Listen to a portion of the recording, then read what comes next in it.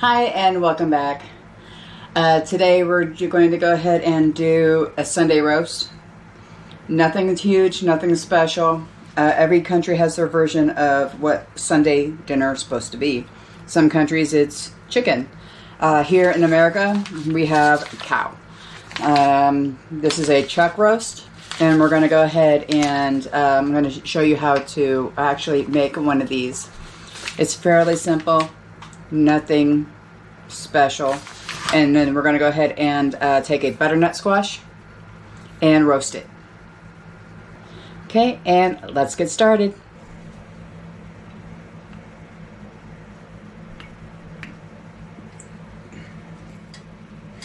Okay, so whenever we get started, we're going to go ahead and take the meat out. Okay, and we're going to go ahead and form a thin crust. We're going to have some spices along with some almond meal. Usually use flour with this, but you know, I can't have flour. Salt and pepper, and a little bit of garlic powder. It's just going to be that simple. Nothing too huge. So we're going to go ahead and do about a cup worth of flour.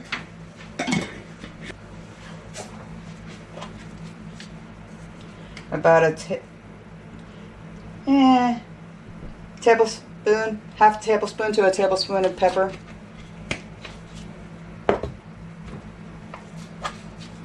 Same with salt. And same with garlic powder. Okay, you want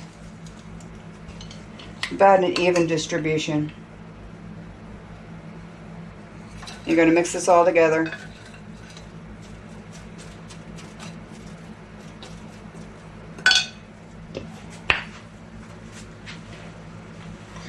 Now, if you want a little bit of spice to it, you can add paprika.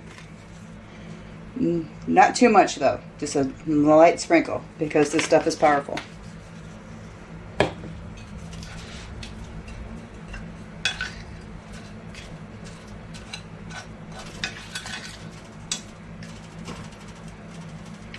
Make sure that is all nice and even and distributed. Okay, and then we're going to take our meat and coat it.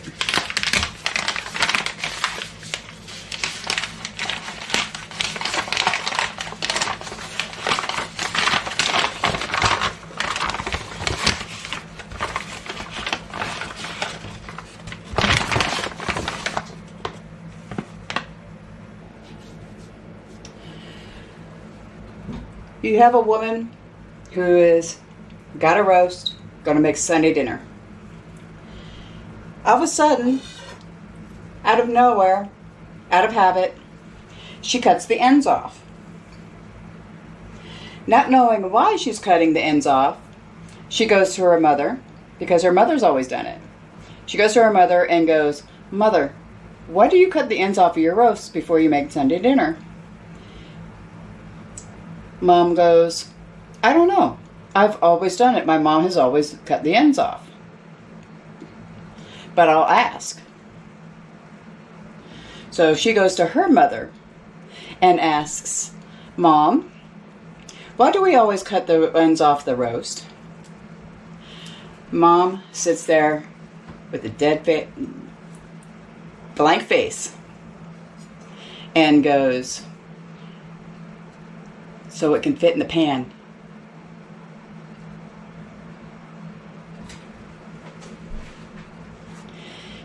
Don't have to cut the roast unless it doesn't fit in the pan. Now, since I got a massive piece of meat, this is what, 2.5 inches. I'm only going to make half of this, and I'm going to go ahead and save the rest of this for another meal. Okay, now with your oil nice and hot in the pan, okay, we're going to go ahead and coat the roast, all sides. And we are going to go ahead and sear all sides, starting with the ends first, because it's easier to sit this down.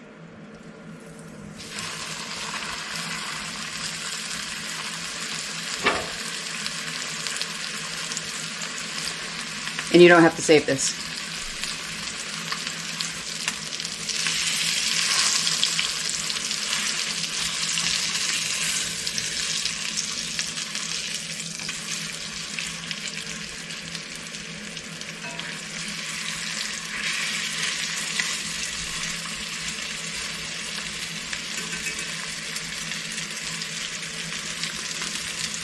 Now is the time you want to preheat your oven.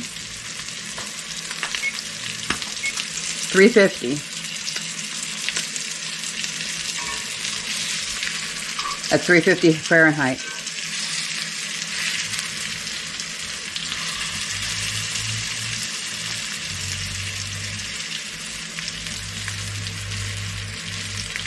See how nice and golden brown it is? When we want this, we want to sear the meat, okay? It's basically encasing the juices in the roast to keep the flavor of that roast and the beef inside of it instead of coming out in a liquid form. And we're going to have our Dutch oven over here. I actually rescued this from a thrift store about 3 years ago. And it was all rusted.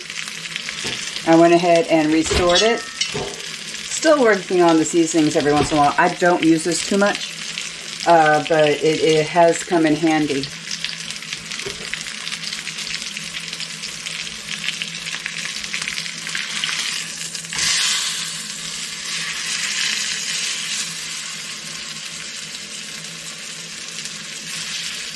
Now, one thing about a Sunday roast is that you can add any type of vegetable you want. Okay, typically here in America we use carrots, celery, and onion. Well, I know I don't have any celery. Actually, I have dehydrated celery. I might go get some out of my cupboard. But I know I don't have any carrots. I looked for them. I could have sworn I had a jar somewhere. But I do have potatoes, onions, and some of the poblano peppers from my garden, along with some mushrooms. But you can use any vegetables that you want.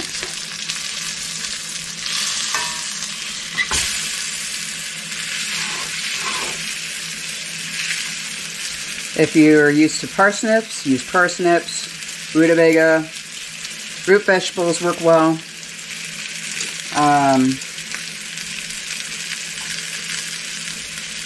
Basically root vegetables.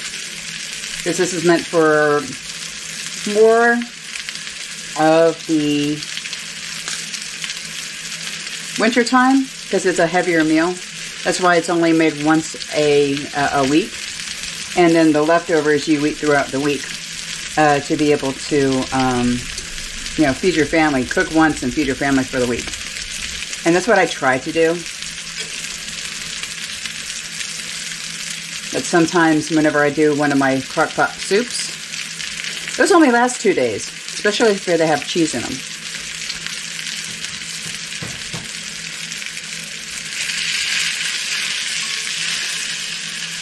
See how this is almost done?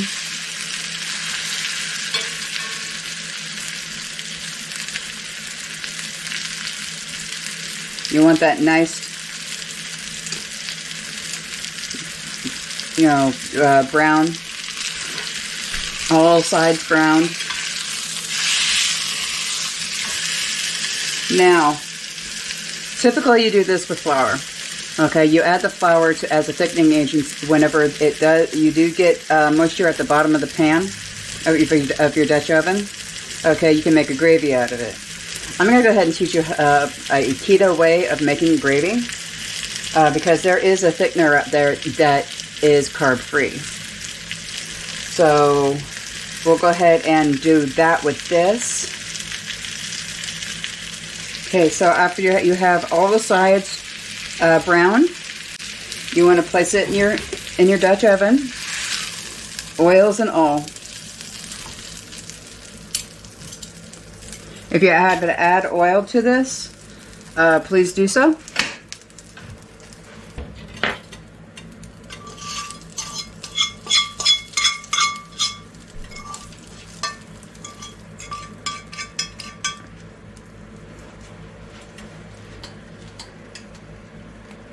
And a little bit more oil.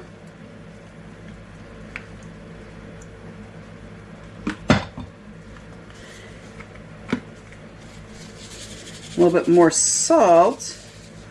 Just a little bit more. Because you've already cooked off a lot of that salt that was in in the breading. Now here's where you want to add your vegetables. Now we're going to go ahead and use some of the canned vegetables that we did. I have mushrooms and I have the baby potatoes. Now, this is where we start utilizing our stores. Okay, because it's starting to get cold outside and nothing's going to start growing here pretty soon. We are all in the middle of getting out our final harvest. I've already harvested the sweet potatoes. I did not film that because I got eaten up by ants and that would have been a very brutal video.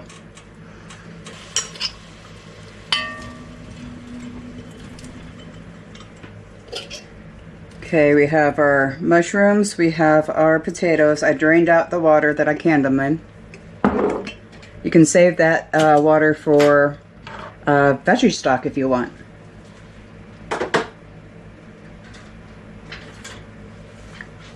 And here's one of the poblanos that came off of my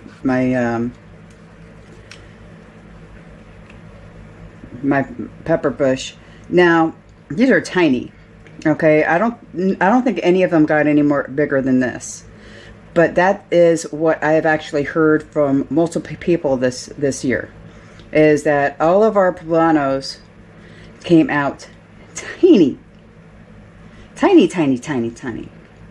But it was only poblanos. My cans, I have fat canned peppers out there. Which is interesting. But save your seeds. And since they're so small, I'm going to add a few of these and just quarter them up. Okay, and don't forget your onion.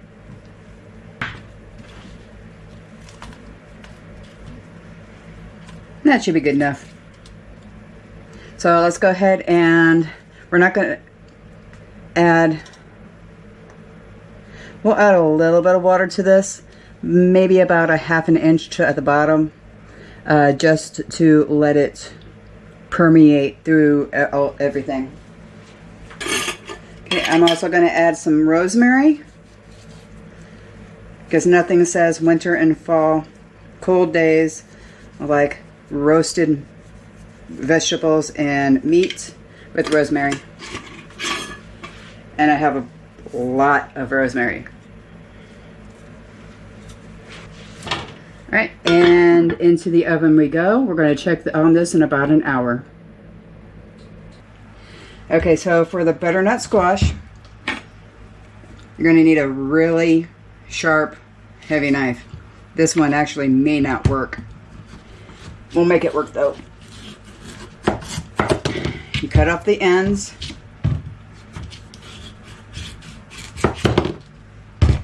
To be able to stand up. And you cut it in half.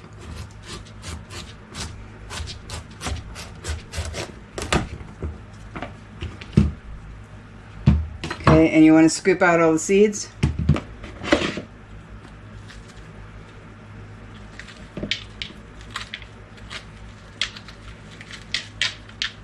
Okay, what we're going to go ahead and do is, I'm going to cut these up into portion sizes.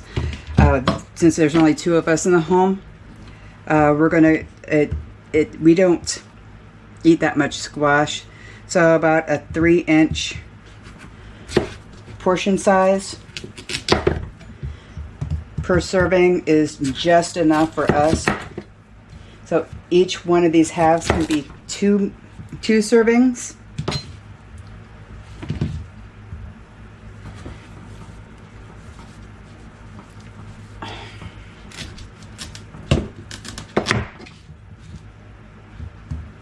Oh, come on.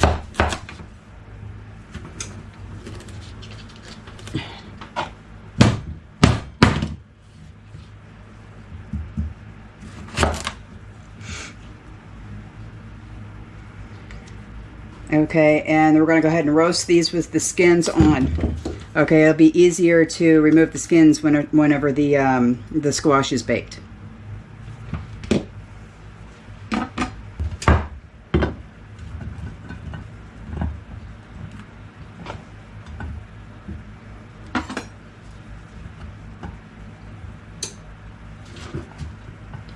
Okay, we're going to coat this with some olive oil.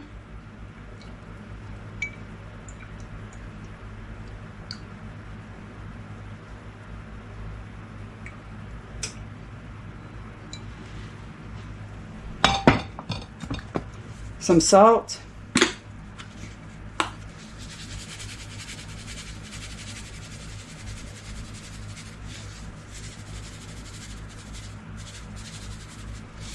Okay, and if you wanted to add any type of spices, you want to do that now.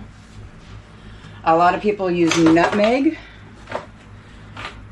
but a very tiny portion of nutmeg. Nutmeg is actually a stimulant. If you have it in your coffee, I've noticed with me that if I have nutmeg in my coffee, I'm hyper. I don't know what it is, but nutmeg is very addicting if used improperly, at least for me.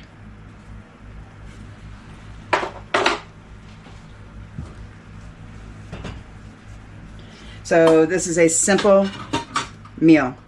Nothing fancy, nothing special. And then this goes into the oven covered with foil for about 45 minutes at 350. So you can put these in with the roast at the same time.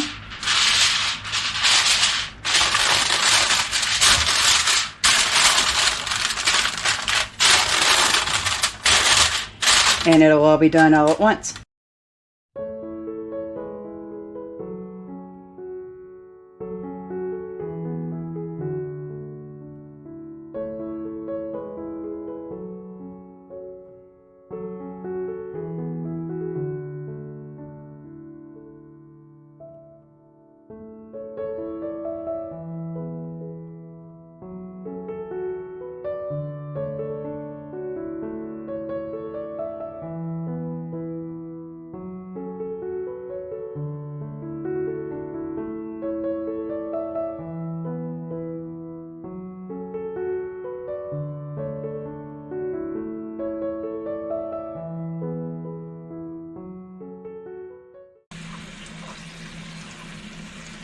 Okay, you want to make sure that everything is done. The squash is fork tender.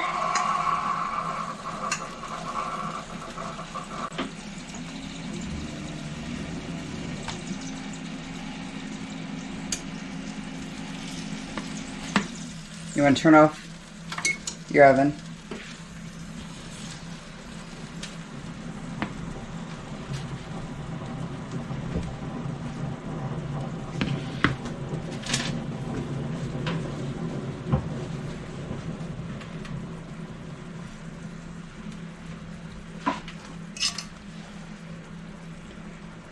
Okay, and let's go ahead and bring out the roast.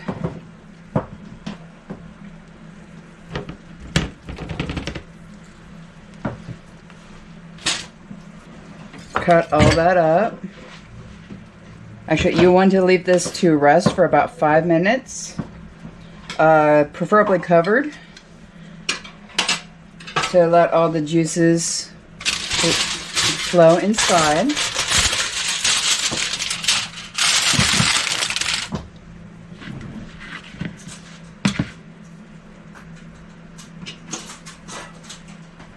And you want to try to get it out as many of these vegetables as possible.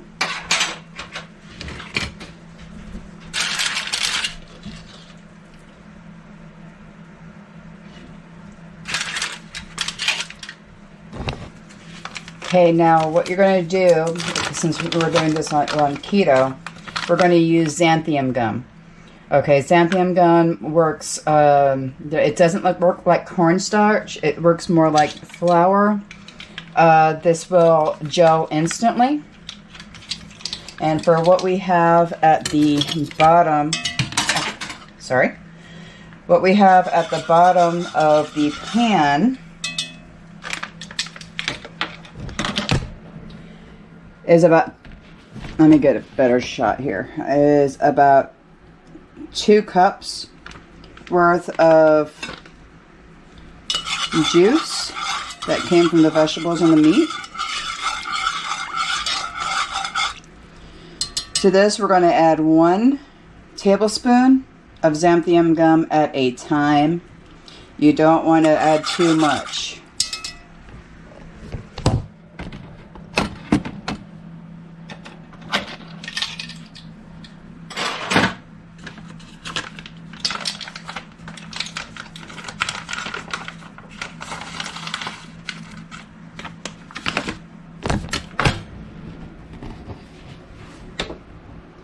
All right, now I've tried to use this as like cornstarch before. It doesn't work that way. It instantly gels. So you want to sprinkle this a little bit at a time.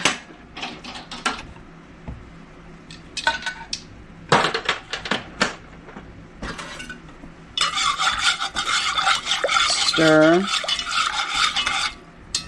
Sprinkle it a little bit at a time. Usually I have 2 hands to do this. I'm holding the camera right now.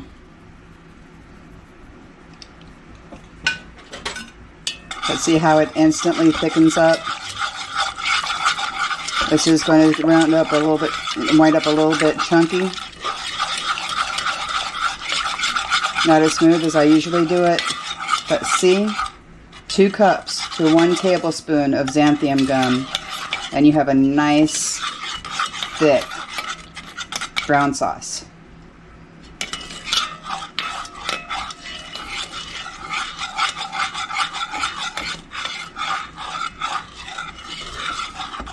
And if you want to know what the carb count on xanthan gum is,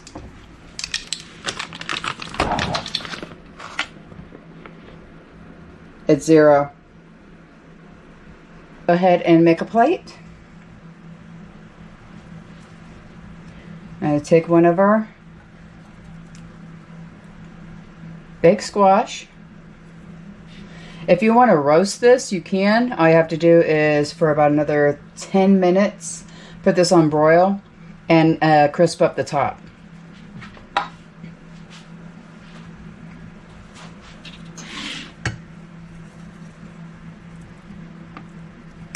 Couple of potatoes, some onions, a pepper or 2.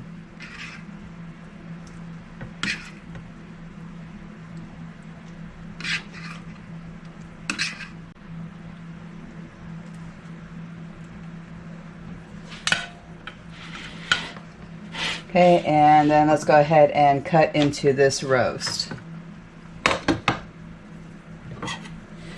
Now you want to go against the grain whenever it comes to a roast. Okay, that's how you make it a little bit more tender. My grandmother taught me that. Okay, so if you take a look at the grains, it's called the grain. Okay, see how the meat strands kind of like stringy? Okay, you want to make sure you cut them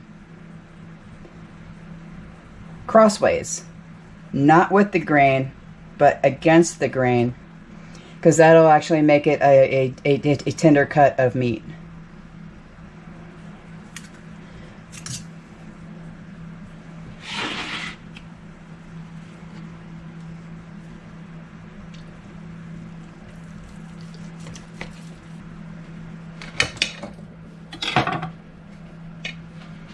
Okay, there we go. We've got our roast beef, veggies, squash. And let's go ahead and put some gravy on it. It's a little bit gel. It's a different type of gravy. All right, that's about it for this weekend. Sorry about the short video. My physical therapy kind of hurt today, so I have been doing things a little bit slower lately. Hopefully here pretty soon, my body will be getting used to the new therapy that I am receiving. And thank you for joining. Have a good weekend, and we'll see you next time.